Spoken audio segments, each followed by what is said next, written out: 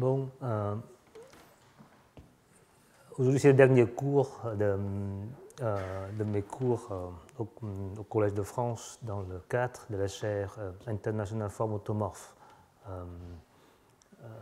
Je suis vraiment content que ça arrive enfin, et je me sens content aussi que j'ai pu m'acquitter de cette tâche, c'est plus honorable. Donc, il y avait le premier cours était supprimé à cause de la pandémie. Donc, j'avais deux cours en 2020, en 2021, 2023 sur la géométrie des systèmes Hitchin généralisés. Et puis le cours en 2022 et 2024 sur le programme de Barman-Kasdan. C'était les deux directions que j'ai poursuivies après les travaux sur la fondamentale. J'ai tout espéré que ces deux directions se rejoignent, mais ils n'ont pas rejoint. Donc, ça a plutôt divergé. Mais ce n'est pas un problème. Donc, aujourd'hui, comme je me permets de faire des exploits un peu plus spéculatifs. Donc, pendant tous les cours, j'essaie de faire des données assez précises sur la construction du noyau de Fourier. Donc aujourd'hui, j'essaie de revenir sur le problème Barman-Kasdan et pour faire le point où on en est. Je pense qu'on est quand même un peu plus enfoncé qu'avant. On a quand même des énoncés de construction assez précises pour tester des conjectures. Donc aujourd'hui, je vais revenir à parler du programme de Barman-Kasdan.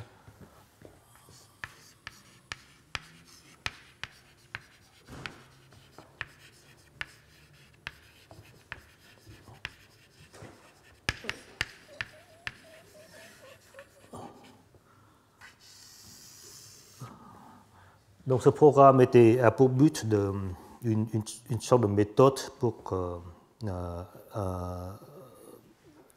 construire l'équation fonctionnelle des fonctions L automorphes. On est encore très loin du but, mais voilà, donc en tout cas c'est ça les grandes lignes. On commence par K, un corps global.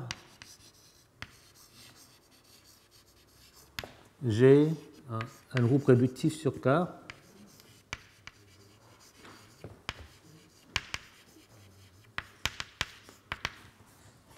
Et on se donne ρ, une représentation du groupe Duhan de Langlands.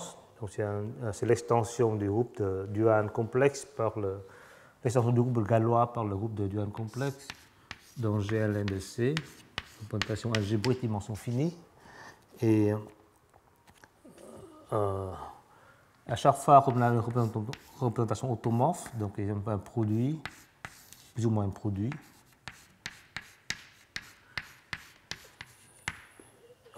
Pivet, donc ça apparaît sur les fonctions, sur des espaces quotient automorphes, une représentation automorphe, donc irréductible par définition.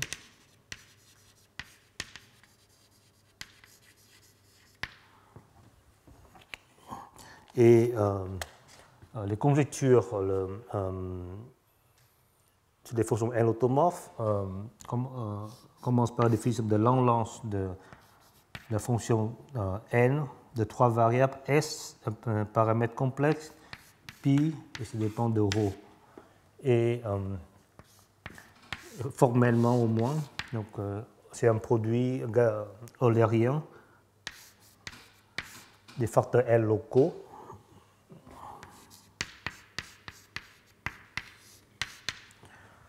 Et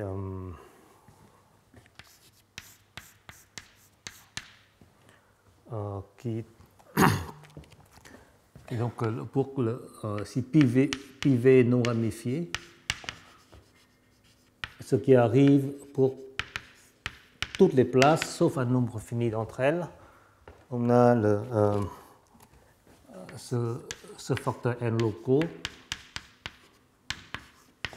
et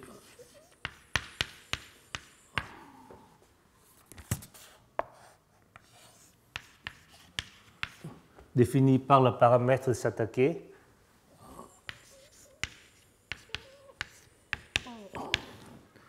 Donc sigma v, c'est le paramètre de s'attaquer.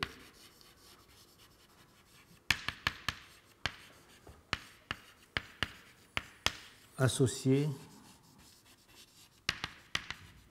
à la représentation non ramifiée pi de V. Et donc sigma V est une classe de conjugaison semi-simple du groupe dual de Langlands. Et lorsqu'on applique sigma, on applique ρ, on obtient une matrice NN dont on prend le polynôme caractéristique inverse.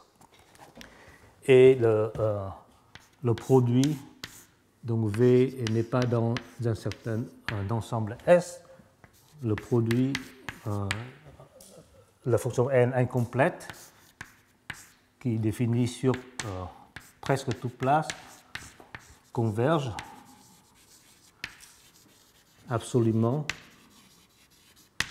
lorsque la partie réelle de S est plus grande qu'une constante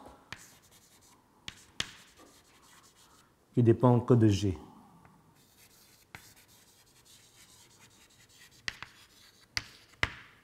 Et donc les conjectures de Langlands sont fondamentales de Langlands et qui conjecture de fonction N automorphe dit que d'abord on peut ajouter les facteurs manquants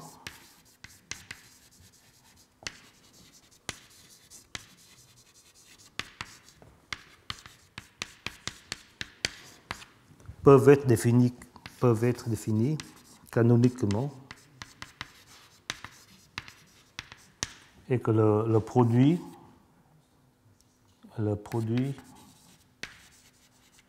infini admet un prolongement méromorphe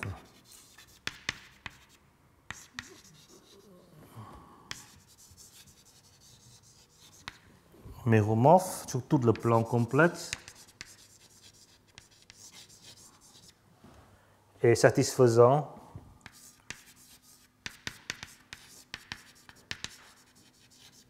une équation fonctionnelle.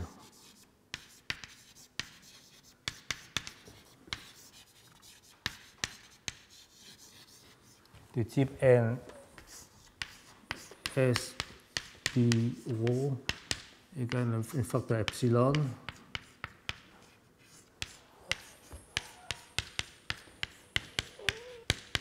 on change S en moins S et puis on le contre-gradient. Donc cette conjecture est extraordinaire dans le sens qu'il généralise les travaux de Riemann sur la fonction zeta, l'autre fonction n, et en fait elle comprend tous les cas connus des fonctions n, des fonctions n. Donc il y a le cas de G égale à Gn1, et ρ est standard. C'est la théorie de fonction zeta de Riemann et qui a été mise en des termes analyse harmonique dans la thèse de Tate. Et cette approche a été généralisée au cas GNLN, aussi pour ρ standard. Donc, quand j'ai un GNLN, le groupe dual de ce GNLN c'est le nom complexe. Et les travaux de Tate se généralisent par Goldman-Jacquet.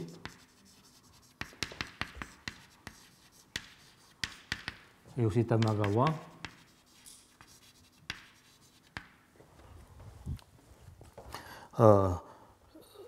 Donc, du point de vue de Langlands, donc cette conjecture était énoncée dans la fameuse lettre de Langlands la veille et aussi dans l'article issu sur le problème de forme automorphe. Langlands préconise que la conjecture générale sur la fonction n doit suivre comme une conséquence de sa conjecture fonctorialité. Il dit que la conjecture sur la fonction n est une conséquence de la fonctorialité automorphe.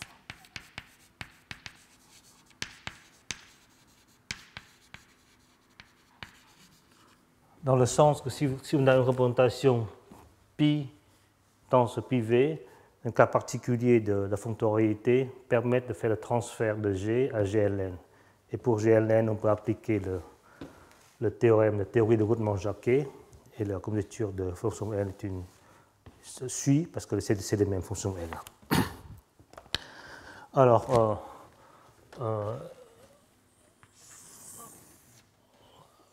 la conjecture de fonctionnalité reste encore un peu le but ultime de la théorie automorphe, on est encore loin du but.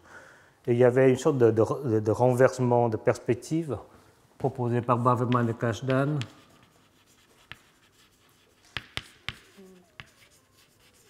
qui propose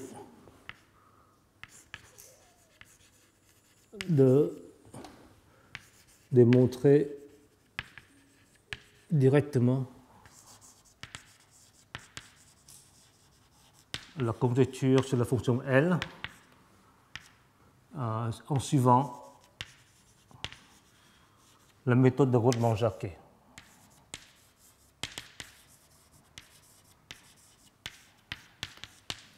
Alors, pour ça, il faut que je rappelle comment, dans les plus grandes lignes, comment Riemann-Jacquet, quelle est la méthode de Riemann-Jacquet. Alors, il y a donc dans le cas de G égale à GLN, et ρ, le standard de GLNC, eh bien, le premier ingrédient, c'est l'espace Mn, l'espace des matrices Nn. C'est une vectorielle qui contient le groupe GLN comme un ouvert. Donc GLN agissant sur les matrices par translation à gauche et à droite. Et donc ça, c'est une histoire algébrique, une construction purement algébrique. Ensuite, il y a ça commence avec la partie analytique, en quelque sorte. On a l'introduction de l'espace de Schwarz. Donc F égale à K de V, corps local. Une complétion de K sur une place. Eh bien, on a l'espace S de Mn de F de F. Sont l'espace des fonctions de Schwarz Bouillat. Donc, lorsque F est une corps archimédien, ce sont des fonctions lisses à décroissance rapide, ainsi que toutes leurs dérivées. Et lorsque F est un corps local non archimédien, ce sont simplement des fonctions localement constants supercompactes. Et dans cet espace, il y a un élément distingué, au moins pour le cas où V est non archimédien.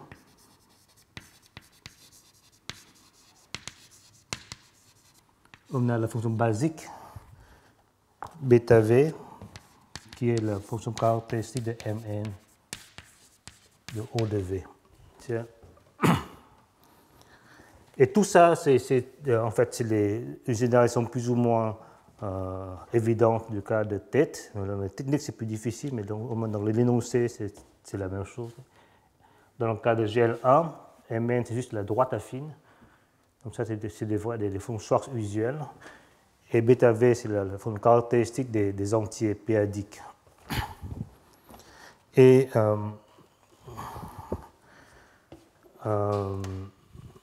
cette bêta V a la propriété que la trace de bêta V sur pi de V est 0 si pi est non ramifié. Et si c'est la facteur automorphe, L, il y a un certain S spécial et pi V de ρ si pi si c'est pi est ramifié et si pi non ramifié. Donc ces fonctions basiques détectent les représentations non ramifiées et la trace donne exactement la valeur de la fonction L, comme on l'utilise ici, à une torsion près. Et puis, donc, l'ingrédient vraiment importante, c'est la transforme de Fourier.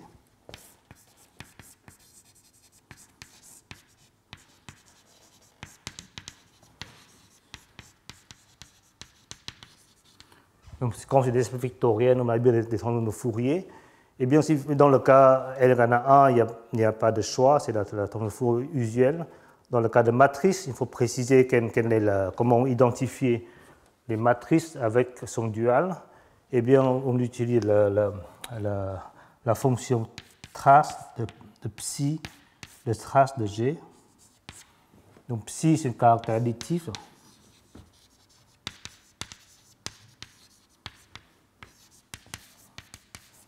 Et cette forme linéaire trace de G permet d'identifier l'espace vectorien de matrice avec son dual comme vectorienne. Et cette transforme de Fourier préserve l'espace de Schwarz. C'est l'une des propriétés fondamentales de l'espace de fonction Schwarz. Et cette transforme de Fourier est responsable d'une équation fonctionnelle locale des facteurs L locaux. Et l'ingrédient, bien sûr, le plus important, c'est la formule sommatoire de Poisson.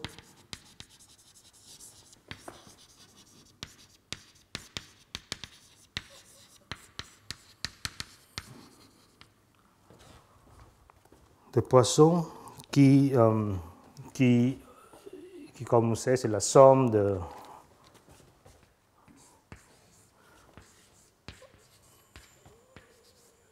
phi, c'est une fonction de Schwarz sur les adèles. Bon, avec des propriétés locales, on a une formule comme ça.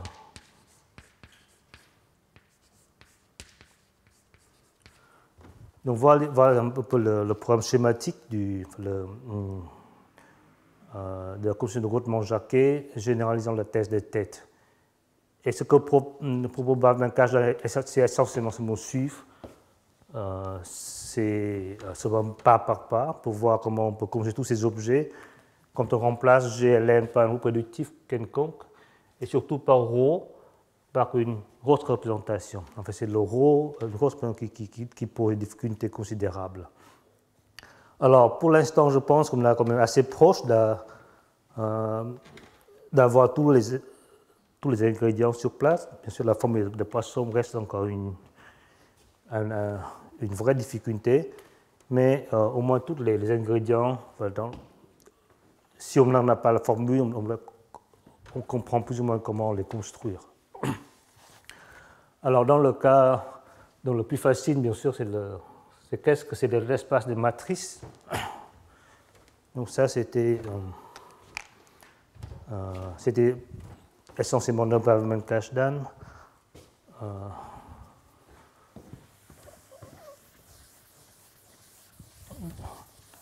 Il faut bien voir que les matrices ici ne sont pas du tout c'est pas du tout l'algèbre de Lie de GLN, mais donc on a M ρ, c'est un monoïde, c'est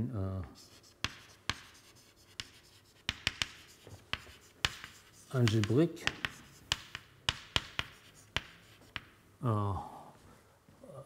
Contenant G, où G agit à gauche et à droite par translation. D'ailleurs, pour que la formation soit agréable, il vaut mieux que je fasse une hypothèse.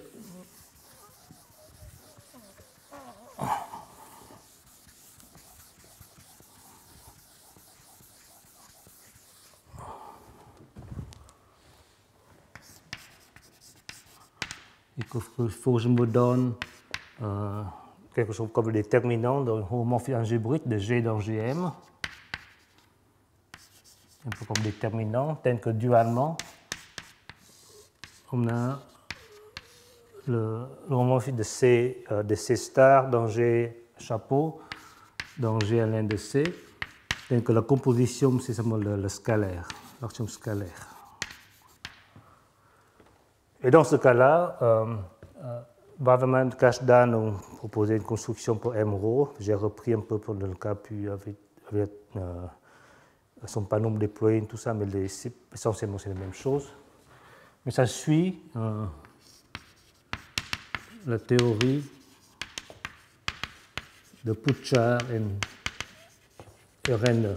C'est une théorie très élémentaire. Essentiellement, on peut construire des variétés toriques pour les hauts réductifs. On remplace le temps par hauts réductif. Donc il y a une généralisation des toriques. Et c'est un cas particulier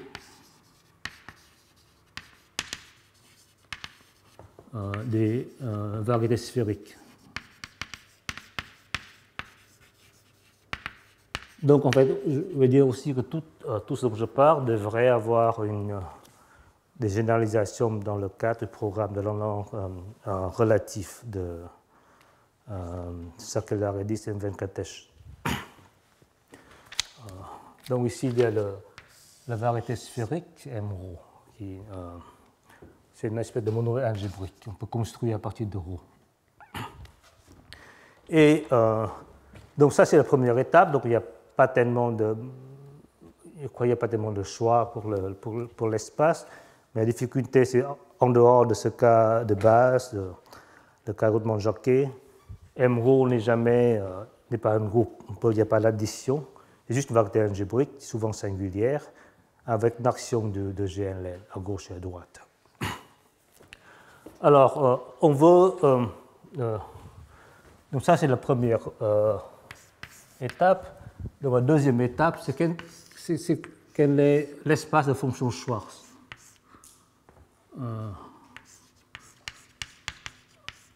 Donc là, on n'a pas encore de réponse, mais on a quand même une certaine idée sur ce que c'est. Donc, d'abord, c'est des fonctions. Ça doit être des fonctions lisses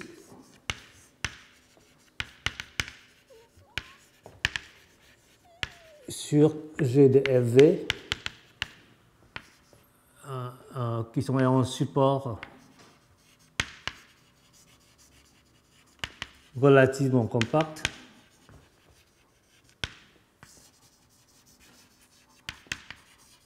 dans M-ρ. Donc M-ρ, c'est une compactification partielle de G et des fonctions n'ayant pas le support compact dans G, mais aura un support compact dans le monoïde.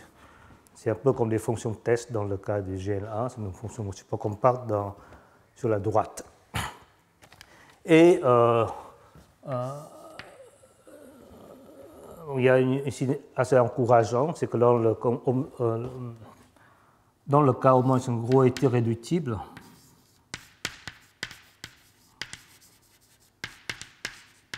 on a une interpolation géométrique de la fonction basique.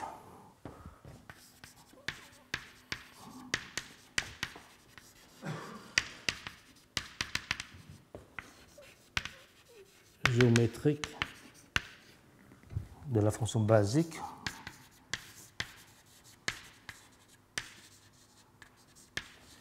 bêta de ρ comme la trace de Frobenius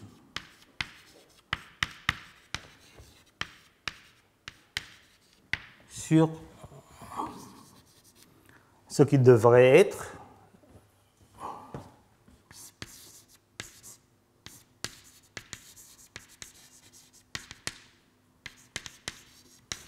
le complexe d'intersection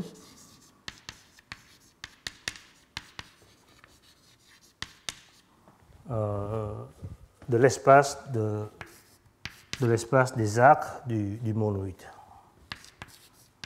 Donc M-ρ, c'est une variété affine, on a un espace d'arcs qui a des singularités encore pires que le monoïde lui-même.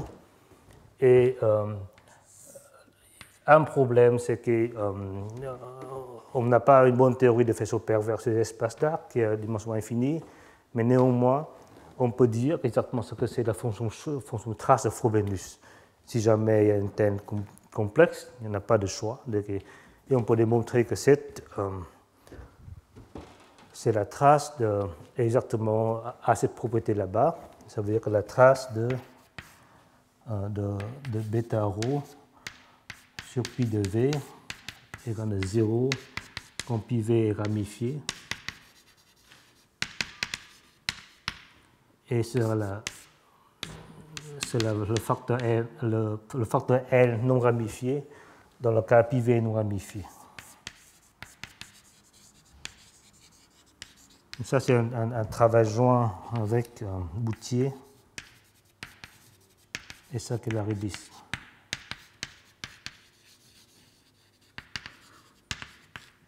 Donc, pour l'instant, c'est le seul endroit où on arrive à raccrocher un peu ce problème à la géométrie algébrique.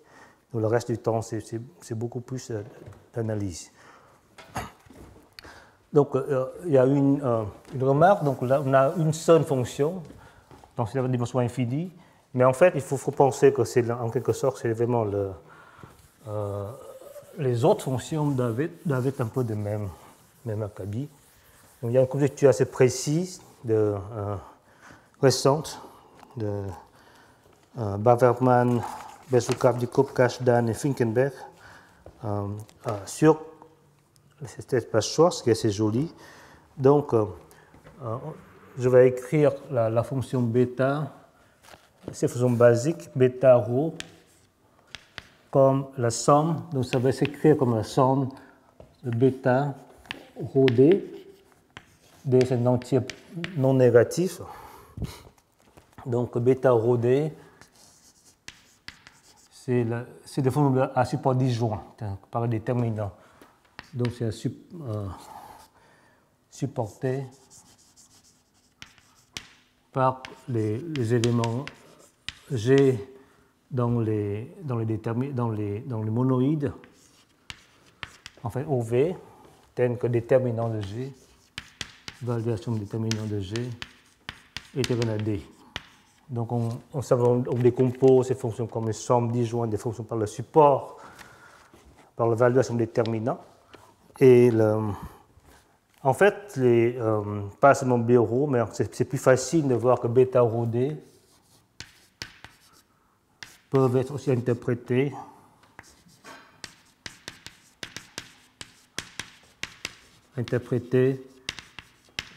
par un formalisme un peu relativement standard en théorie de représentations géométriques, ou bien comme un prolongement intermédiaire.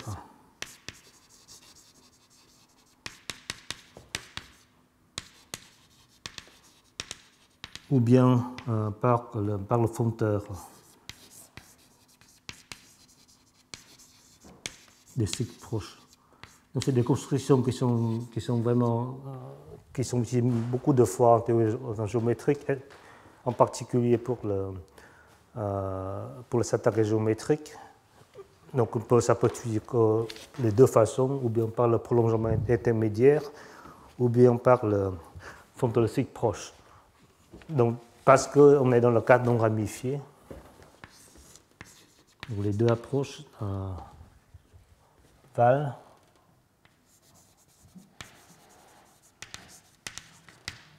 Alors, en général, quand dans le cadre ramifié, donc on remplace G par un groupe réductif, un groupe dont le type spécial n'est plus réductif, donc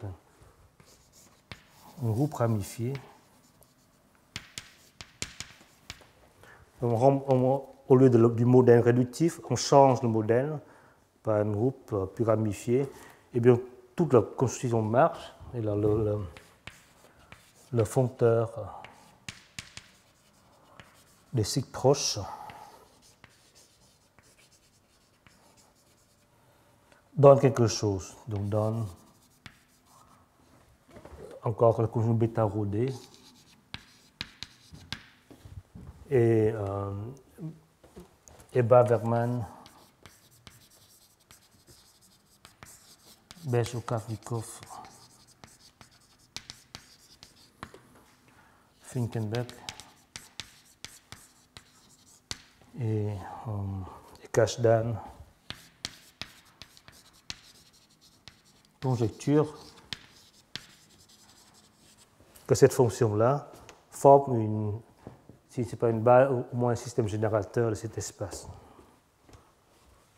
Ces fonctions forment un système générateur pour l'espace de fonction Schwarz, ρ-Schwarz. Donc, en tout cas, donc en quelque sorte, ce qu'il dit, c'est en fait les objets qui sont peut-être probablement plus intrinsèques, ce n'est pas la somme, mais c'est les composantes quand on fixe la valeur comme déterminant. Et ça donne pas seulement la fonction basique, mais en fait une sorte de base des fonctions ρ-Schwarz. Donc cette question est loin d'être réglée, mais au moins comme on a eu une sorte d'interprétation ou compréhension géométrique des fonctions Schwarz, donc qui bien sûr qui est reliée à des questions de singularité, des espaces d'arc, des espaces des lacets, des groupes.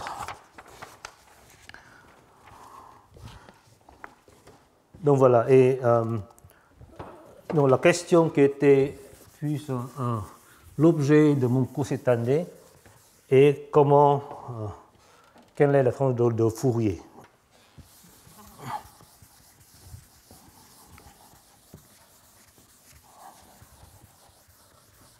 Est-ce qu'on peut dire des valeurs de bêta, elles sont positives ou nulles? Les valeurs de bêta non ramifiées? Oui, oui.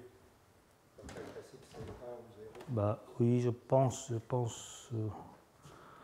Attendez.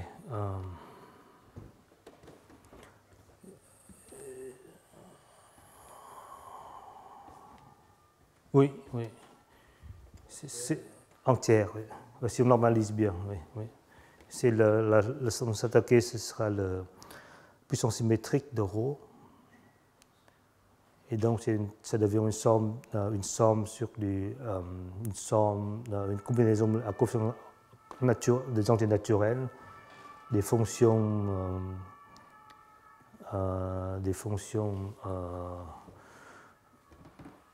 perverses, de caractéristiques du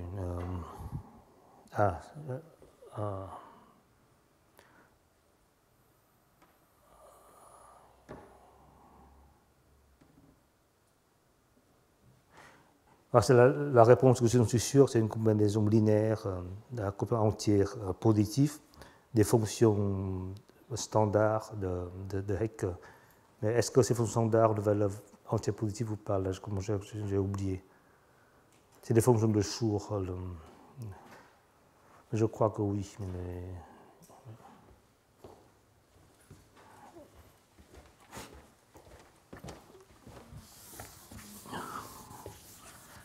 Donc la question suivante, c'est quels sont c'est le noyau de la transformation de ρ Fourier. Donc, autrement dit, comment on remplace, comment on généralise cette fonction psi des traces de G en général. Alors, donc déjà dans Ballmann et Kashdan, on cherche un élément G, J-ρ, donc ce sera un élément dans le centre de Bernstein stable, probablement ρ modifié. Il y a une petite modification avec ρ, qu'on peut souvent oublier, tel que, en tant qu'un élément de centre de Bernstein, il agit sur irréductible par un scalaire. Donc, qu'on appelle gamma J-ρ de pi. Donc, c'est un scalaire. Donc cette distribution invariante agit sur une représentation irréductible par un scalaire, et ce scalaire doit être la même chose que le scalaire fonction gamma de Langlands, de nouveau avec S, une valeur que j'oublie tout le temps, de pi et ρ. Mais il y a un problème, c'est qu'en fait, ce facteur-là n'est pas toujours défini. Donc, pour modifier un peu la conjecture de façon qui ait un sens, on doit s'appuyer donc une conjecture en se basant sur le cas des tors. Donc lorsque G est un tore, donc le facteur gamma est bien défini, et ce J0 aussi défini. Donc il y a en tout cas, donc ça, dans ce partie, c'est vraiment un travail en collaboration avec Zélimbourg. Alors, c'est quoi cette conjecture? Donc, lorsque j'ai un groupe réductif, donc dans le cas de Thor, on a, je rappelle le cas de Thor, lorsque G et T est un Thor, et donc le facteur de gamma puis ρ est bien défini, et J-ρ de T est aussi et peut être construit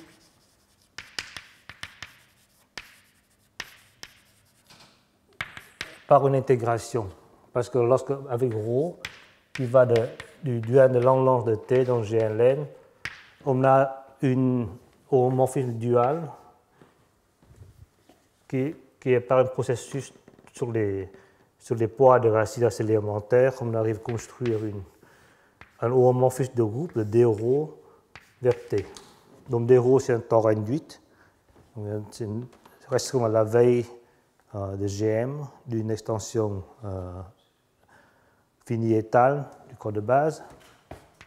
Donc il s'inclut dans l'instrumentance S affine et sur lequel on a bien sûr la trace. Donc on a la réponse à une normalisation près, c'est le pousser en avant de psi de trace. On prend le psi de la trace ou des ρ, on le pousse vers T. Et il faut normaliser, mais en tout cas, c'est la construction quasiment tautologique pour que cette identité de facteur gamma soit satisfaite. Donc on a la réponse. On a la réponse de trouver J de ρ dans le cas des tores. Donc la conjecture, comment on peut se ramener le cas général au cas des tores.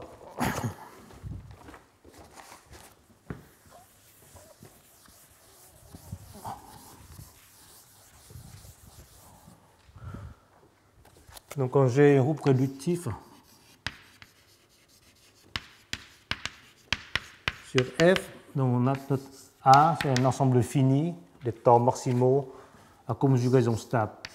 Près.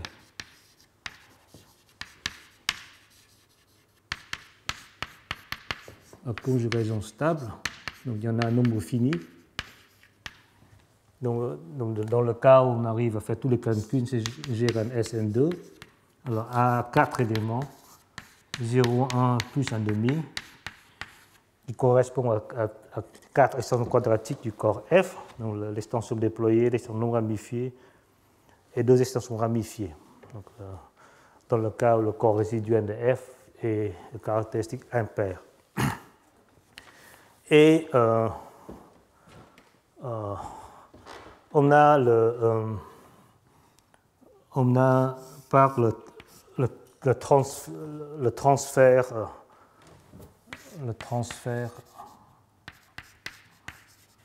on appelle souvent l'induction automorphe.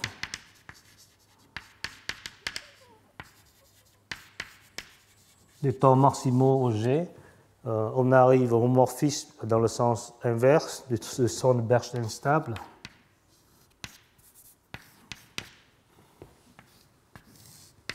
Vers le produit,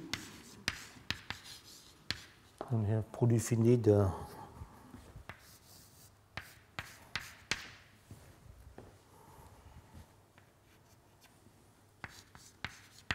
d alpha. Et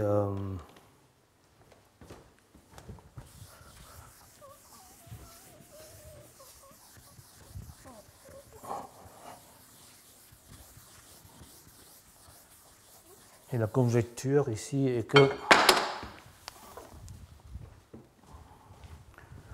donc ici j'appelle ρ, peut-être pas très heureux, ce n'est pas le même ρ, peut-être R. Donc le R.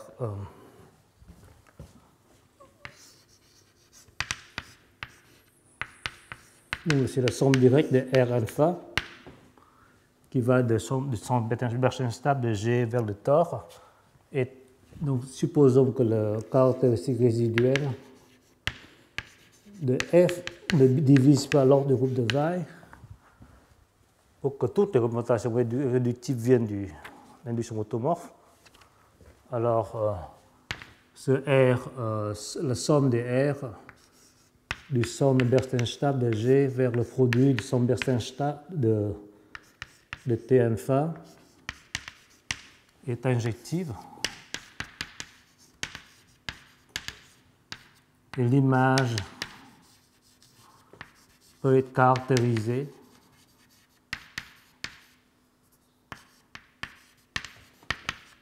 par la fonctionnalité. Donc c'est plus ou moins l'homomorphisme du groupe de Galois dans le dual du tore. Lorsqu'on se compose avec le dual de G, on obtient des choses conjuguées. Et l'inversion, surtout l'inversion, a une formule analytique.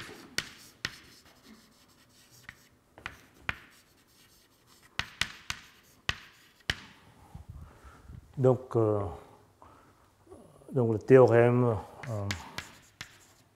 avec Lourd dit que c'est vrai pour Sn2 et Gn2. Donc c'est très modeste, mais on espère que les ingrédients qu'on a mis en place ont un sens pour le cas général. Alors j'écris un peu les formules analytiques parce que ça, on en aura besoin. Donc d'abord, on a c'est quoi cette caractérisation de l'image? On a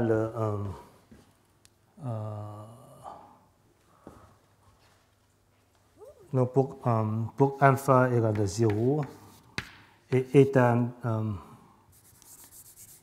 on a donc J0, J1, J plus ou moins 1,5 qui appartient à ce produit de centre de T alpha. Et la condition qu'on veut est que J0 de état alpha est la même chose que J alpha de A. Donc état alpha, c'est le caractère quadratique de F star correspondant à l'extension alpha. Et A alpha, c'est le caractère trivial du tore T alpha, où alpha est non nul. Et lorsque alpha et bêta est non nul, et alpha différent de bêta, on veut que J alpha de, je ne sais plus comment j'appelle ça, peut-être epsilon alpha, non, chi alpha est la même chose que J bêta de chi bêta, où chi alpha c'est le caractère quadratique de l'extension de chi alpha. C'est l'unique caractère quadratique non trivial.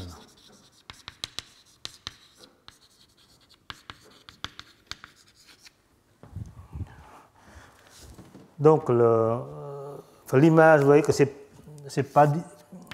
pas trivial à déterminer, mais c'est faisable. Et ça a tout le rapport avec ce paquet à 4 éléments assez extraordinaire qui est en commun avec tous les tores non ramifiés, tous les tores non déployés.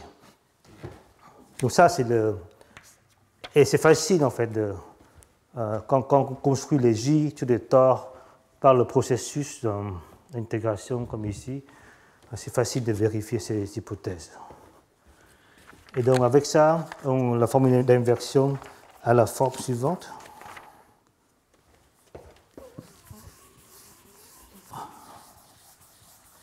Donc là, j'écris la formule sans entrer dans tous les détails parce que c'était le sujet du cours.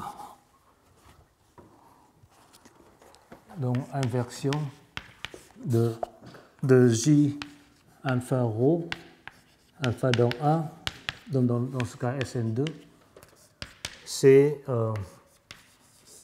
ce que j'appelle la forme prime, c'est le transformation de la Fogg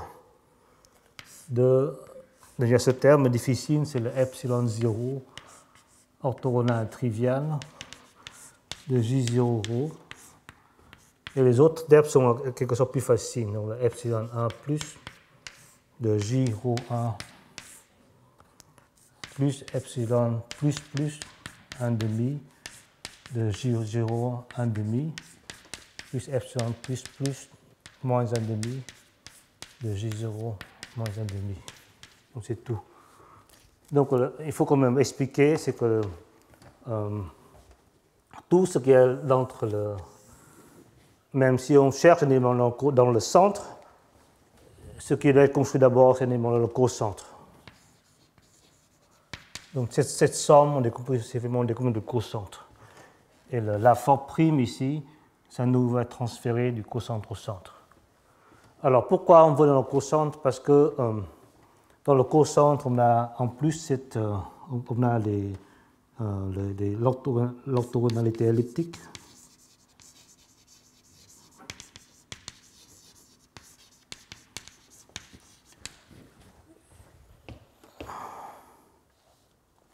Et c'est l'orthogonalité elliptique qui nous donne lieu à ce epsilon 1 plus, epsilon 1. Donc on a le transfert stable qui va du cocentre du G vers le cocentre du tor. Mais l'orthogonalité elliptique nous donne une sorte d'adjointe partielle de ces transferts stables qu'on utilise pour construire les noyaux. Donc il y a une petite subtilité avec le plus, simplement parce qu'on va éviter de compter 3 fois le même terme avec ce paquet à 4 éléments. Donc tout est discret, donc ça ne pose pas de difficulté. C'est juste le fait de formuler un peu pas très joli. Donc le seul terme, en difficile, c'est ce terme-là qui correspond au tor déployé.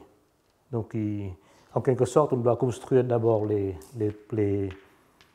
sections pour les tors non déployés, et puis il faut faire ce qu'il faut pour le terme qui reste. Et puis la forme prime, donc la forme prime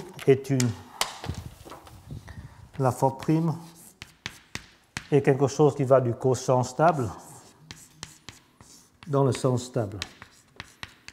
Donc ça, c'est une application linéaire à ce sens stable qui est complètement bien définie, mais il n'a pas une formule analytique partout. Il n'a une formule analytique que pour les éléments qui sont orthogonaux à la triviale. C'est pour ça qu'il faut mettre la section ici. Il y a plusieurs choix, mais il faut prendre la section de la choix qui est orthogonale à la triviale. Pour que ici, la forme prime, on a une formule analytique qui est Fourier multiplié avec la valeur absolue et Fourier inverse. Donc, si on met une autre section, ça marche encore, mais la formule n'est plus purement analytique. Donc ça, c'est un aspect curieux que je ne comprends pas la signification profonde de cela, mais c'est comme ça que ça marche. Voilà, donc on a comme...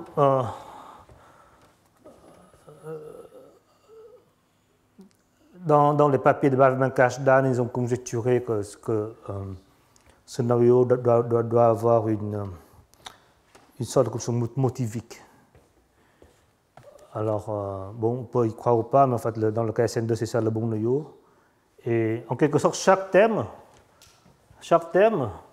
aussi compliqué qu'ils sont motiviques en quelque sorte, mais quand on fait la somme des 4, c'est motivique ou pas, c'est vraiment une question de goût et d'exigence.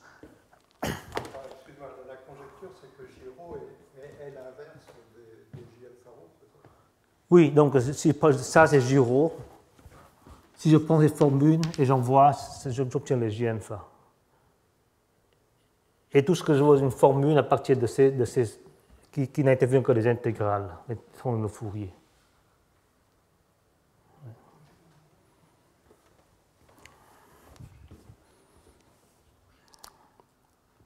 Alors, bon, maintenant qu'on arrive un peu ce qu'on veut vraiment faire, on est comme très très loin de pouvoir le faire, c'est la formule sommatoire de Poisson. Alors, ça me permet aussi pourquoi on veut ce genre de formule.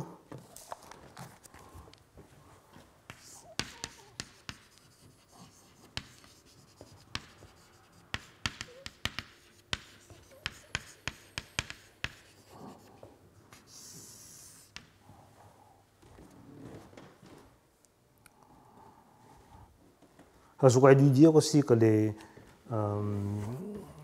problème analogue pour les corps finis sont en quelque sorte, bon, d'un certain aspect, plus facile parce qu'on a toutes ces transformations sont plus ou moins triviaux ici. Il y a un problème de prolongement intermédiaire, mais les problèmes analytiques avec transform de Fourier n'apparaissent pas du tout.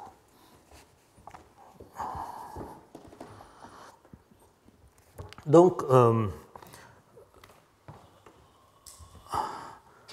ce qu'on veut, c'est la chose suivante. Donc, on commence par une fonction f, une fonction test qui est un produit de fv, v dans cet ensemble fini S. Donc, ça, c'est un élément arbitraire dans cet espace de Schwartz. Et puis, sur les places qui restent, v qui ne sont pas dans S, eh bien, on doit prendre le bêta v. Bêta v rho, la façon basique. Donc, on impose la façon basique presque partout.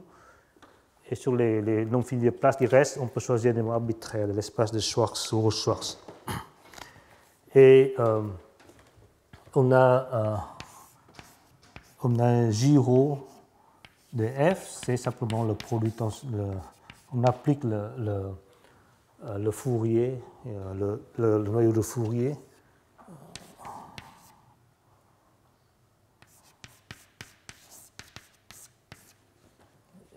Et en fait, avec une normalisme correcte, les bêta V sont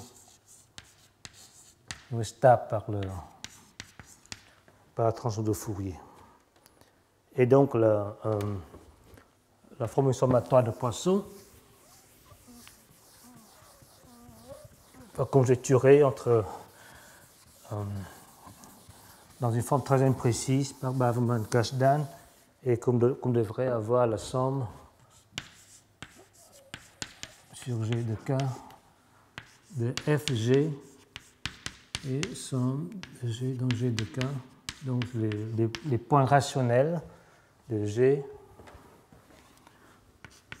de J rho F de G. Bon, il faut mettre des conditions locales pour faire disparaître les termes de bord, mais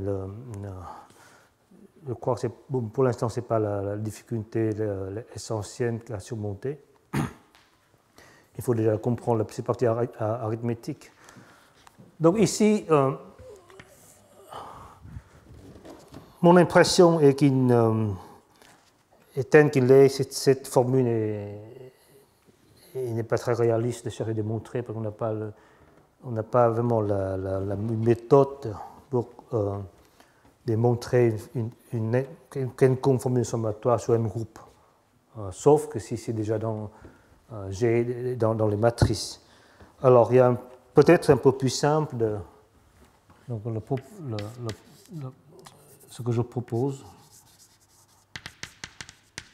c'est de démontrer cette formule après une intégration sur le quotient automorphe et peut-être stabilisé. Donc, je m'excuse d'une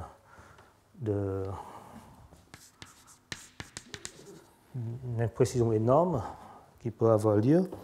Donc, ce qu'on veut faire, c'est juste comprendre l'intégrale sur GA sur G de K de gamma dans G de K de F G gamma G moins 1.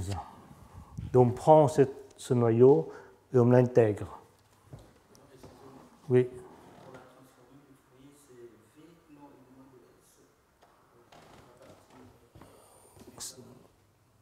C'est parti.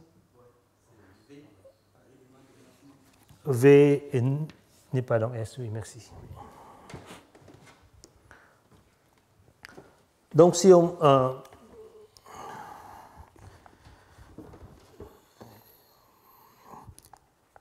fait cette intégration,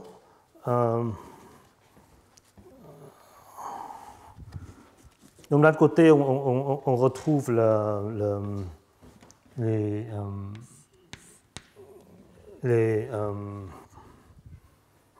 l'intégrale orbitale de F, et de l'autre côté, on retrouve la somme, une sorte de fonction L. Parce que justement, puisqu'on a mis sur des places non ramifiées les fonctions test qu'il fallait pour qu'on ait la fonction N sur presque toute place. Donc du coup, on a un espoir que si on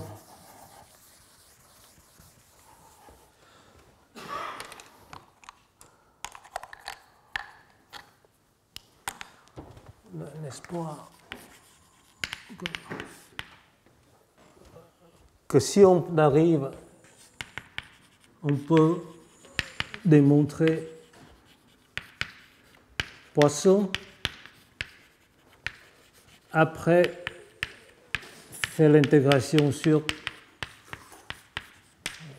l'espace automorphe, on aurait l'équation fonctionnelle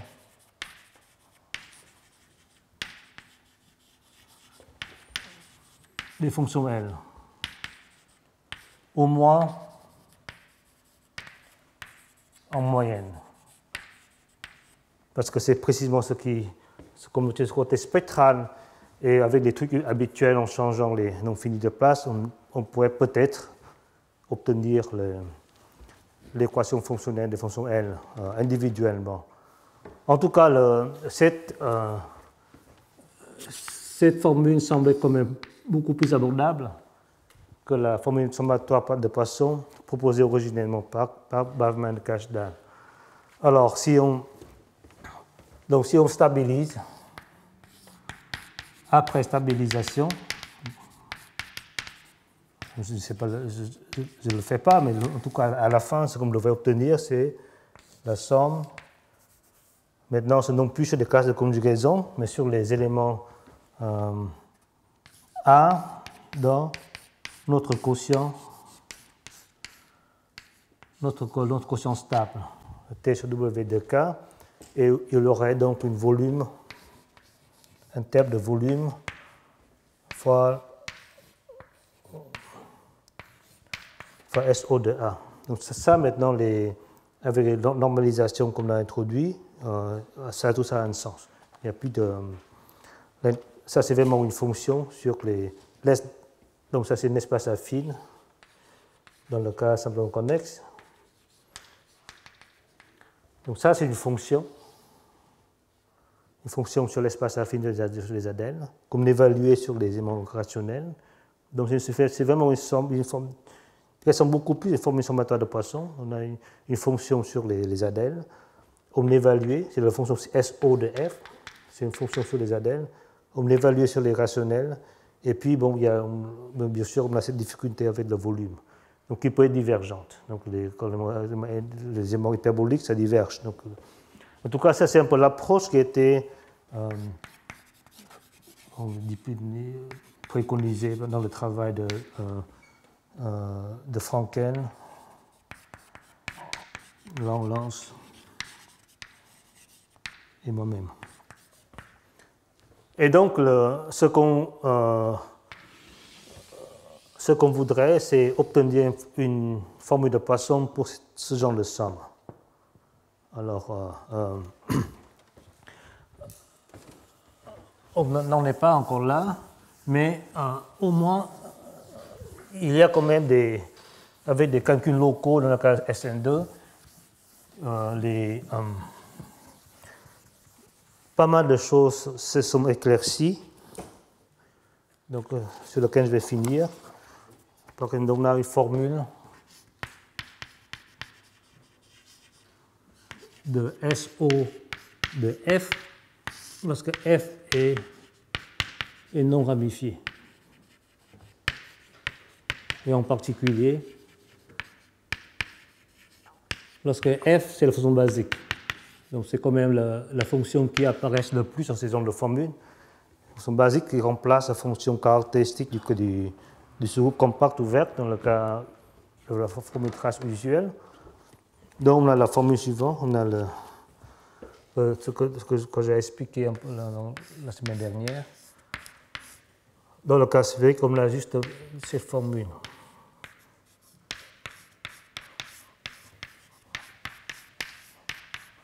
Donc oui, au moins pour SN2. Mais on aurait bien, si on arrive à déterminer tous les termes, ça doit être valide pour n'importe quel groupe. Donc si on a F, une fonction sphérique, on aurait s'attaquer de F. Donc dans le cas, c'est une fonction de groupe dual. Et on peut voir comme une fonction sur le tore déployé, à une variable groupe de Weil. Et puis il y a un prolongement canonique, donc qui a opposé de epsilon 0 trivial. Donc il y a, pour le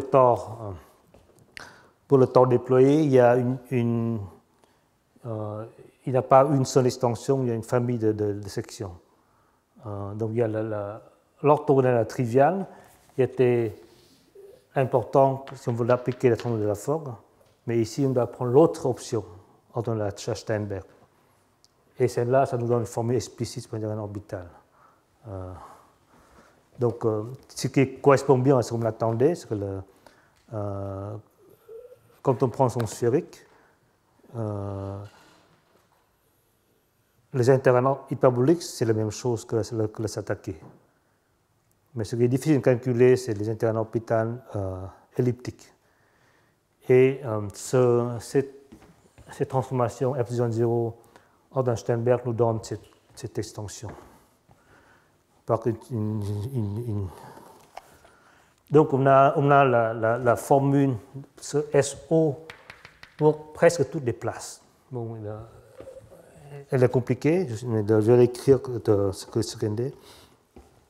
Mais ça vient bien sûr du théorème de composition du cocentre, donc SO de H. Donc il y a un espace de dimension 1 qui correspond à la Sternberg, donc le caractère elliptique Sternberg normalisé. Donc il y a une dimension, un espace d'une dimension, et plus, donc là c'est le facteur le plus compliqué. Donc ici j'écris Sternberg du H rho de T0 FV. Donc ça c'est les fonctions sur le tore déployé invariant par le groupe de Weil. Donc ça c'est les et faire l'extension par cette recette orthogonale Sternberg. Et puis les autres sont des choses les autres sont plus faciles, il n'y a pas de choix. C'est epsilon 1.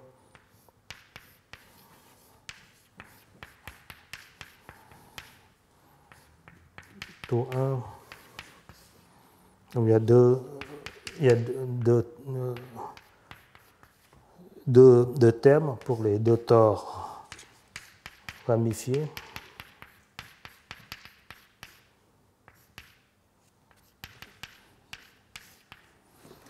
Donc, ce que dit, c'est que lorsqu'on commence par F non ramifié, en fait, ce qui se passe lorsqu'on commence par F non ramifié, c'est SO de F, quand on projette vers le facteur direct non ramifié, on a 0. Donc, il n'y a rien à faire. Quand on. Pardon, il y a un T1 ici. Il faut que j'écris ici. Puis, pardon, il faut que j'écris la formule ici.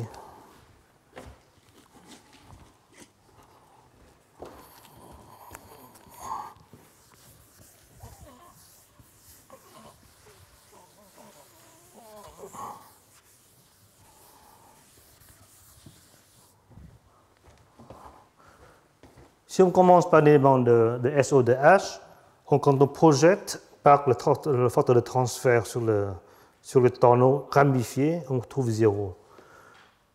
Si on projette sur le tore non ramifié, ça peut être non nul. Mais si on applique le F1+, ça devient 0, parce que c'est comme ça devient F1+. Et donc, quand on commence par un élément sphérique, on n'a que ça. Et puisqu'il est orthogonal à Sternberg, il n'y a rien ici, donc je vais ce bout-là.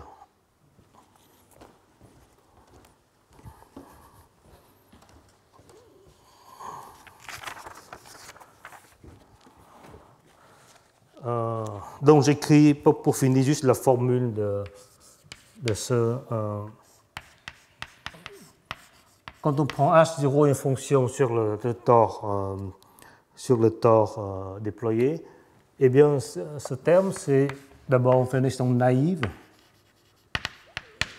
de H0, donc on prend juste la fonction qui est supportée par les éléments hyperboliques.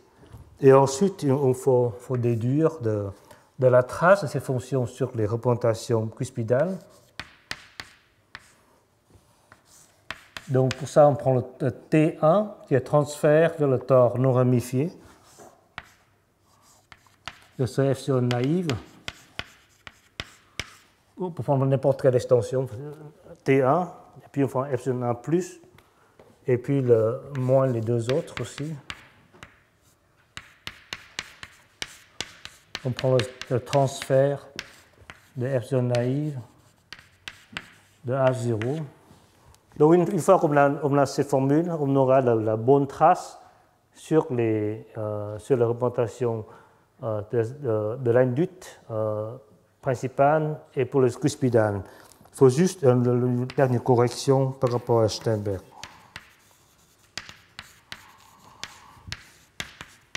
On prend fonction contre le θ, contre le caractère de Sternberg, et puis on multiplie avec le θ Sternberg elliptique. Donc c'est ça la formule de ce F00 stable qui est valide pour n'importe quel H0 dans le quotient stable. Et lorsque H0 est SO d'une fonction sphérique, eh bien cette partie-là est nulle. Quand on transfère au tore ramifié, on retrouve 0. Ce facteur-là peut être non nul, mais néanmoins, lorsqu'on applique epsilon A+, on trouve 0. Donc, non, qu'est-ce que je veux dire non, pardon, pardon, je suis confus. En tout cas, c'est ça la formule. Donc, voilà. Alors pourquoi on est un peu dans la meilleure position qu'avant? D'abord, on a beaucoup au moins dans le cas SN2, beaucoup de choses ont été devenues explicites pour ces intégrales. Et puis la deuxième chose, c'est en fait quand on prend ces ingrédients un par un, le T1, c'est le facteur transfert stable, est donné par Fourier psi moins 1 de f fois un caractère quadratique, et puis restreint au tore T alpha. Vous voyez, si on n'a pas la difficulté, c'est vraiment cette restriction. Si on a juste cette partie-là, eh bien cette partie-là, on a vraiment une formule de Poisson pour ce foncteur. Quand on fait Fourier, on a la Poisson, quand on multiplie le quadratique, ça ne change pas la somme de Poisson, on fait Fourier inverse. Donc pour ce bout-là, on a une parfaite formule de Poisson. Mais il y a cette restriction, et puis le F1 plus c'est un peu le même point similaire. En tout cas, il y a une somme, pour l'instant indéchiffrable, mais comme il y a un nombre fini de termes. Mais j'insiste quand même, les éléments, enfin les atomes de cette formule sont relativement sympathiques pour la formule de Poisson. Et voilà, j'arrête ici et je vais vous remercier tous pour votre fidélité.